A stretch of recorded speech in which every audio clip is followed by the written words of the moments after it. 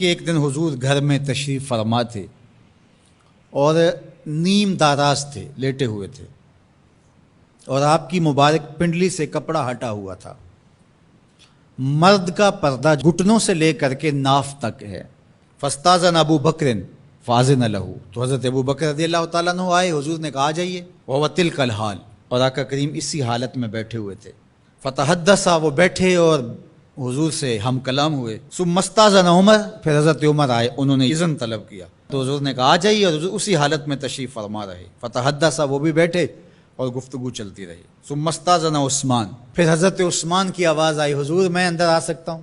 فجلس رسول اللہ صلی اللہ علیہ وسلم، حضور سیدھے ہو کے بیٹھ گئے۔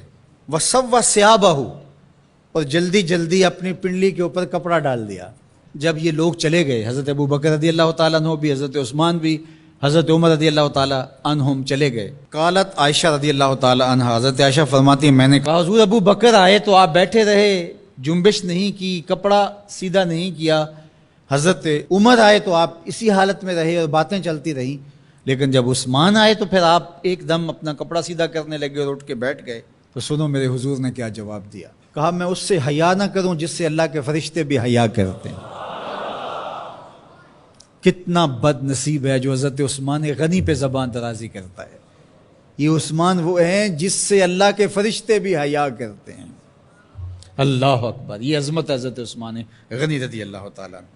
فرماتے ہیں حضرت مرہ بن قاب رضی اللہ تعالیٰ عنہ، حضور نے فتنوں کا ذکر کیا، فرماتے ہیں فمر رجل مقنع فی ثوب، ایک شخص گزرا اور اس نے اپنے سر کے اوپر چادر اوڑھی ہوئی تھی، وہ چادر سے اپنے چہرے کو ڈھانپا ہوا تھا۔ فرمایا جب فتنے ہوں گے اور بہت فتنے اتریں گے تو یہ شخص جو گزر رہا ہے، یہ چادر اوڑھے جا رہا ہے، یہ اس دن حق پہ ہوگا، یہ ہدایت پہ ہوگا۔ مرہ بن قاب کہتے میں دوڑا کہ میں دیکھوں یہ خوش نصیب کون ہے، تو جب نیڑے ہو کے دیکھا تو حضرت عثمان غنی رضی اللہ تعالیٰ، کہ تو میں نے حضرت عثمان غنی کے سر کو پکڑ کے حضور کی جانب ان کا رخ پھیرا۔ فقلت ھذا، میں نے کہا حضور یہ؟ کالا نام، کہا ہاں یہی۔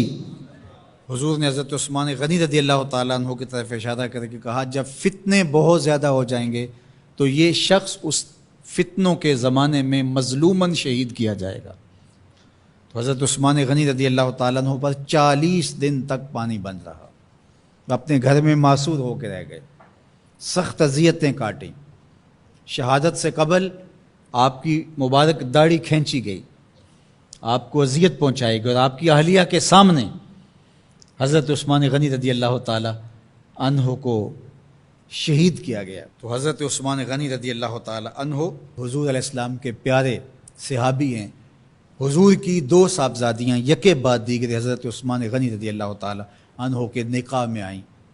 آپ کے بہت سارے نمایاں وصف ہیں جن میں حضور کا 2 مرتبہ داماد بننا، اور پھر فرمایا اگر میری اور بھی صاحبزادیاں ہوتی تو میں عثمان سے نکاح کر دیتا، اور پھر ذوالہجرتین 2 ہجرتیں، حبشہ کی جانب اور مدینہ المنورہ کی جانب، پھر شہادت کا اعزاز، اولین مسلمانوں میں ان کا شمار ہے، 10 مبشرہ میں ان کا شمار ہے، 4 خلفائے راشدین کے اندر ان کا 3را نمبر ہے، جمع قرآن اور نشر قرآن کی سعادت اللہ نے ان کے حصے میں رکھی۔ آپ کے اوصاف میں سے 2 وصف بہت نمایاں ہیں، ایک تو آپ کا سخی ہونا، دوسرا آپ کا وصف نمایاں حیا تھا۔ تو آج حضرت عثمان غنی رضی اللہ تعالیٰ عنہ کی ان صفتوں کو، حیا کو اپنے کلچر میں فروغ دینے کی ضرورت ہے، اپنی معاشرت میں فروغ دینے کی ضرورت ہے۔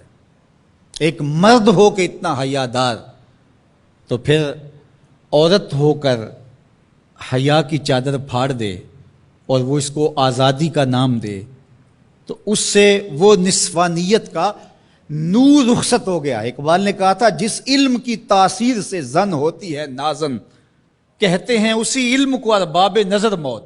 تو حضرت عثمان غنی رضی اللہ تعالیٰ عنہ حیا اور سخاوت کے بہرے بے کراں تھے۔ بزرگوں کی سیرت اس لیے بیان کی جاتی ہے کہ ان کے نقوش پا کو اختیار کرنے کا جذبہ پیدا ہو۔ ان کا ذکر کرنا اس امت پر قرض ہے، اور ان کی محبت اور ان کا پیار اس امت کے رگ و ریشہ کے اندر محو نفوذ ہونا چاہیے۔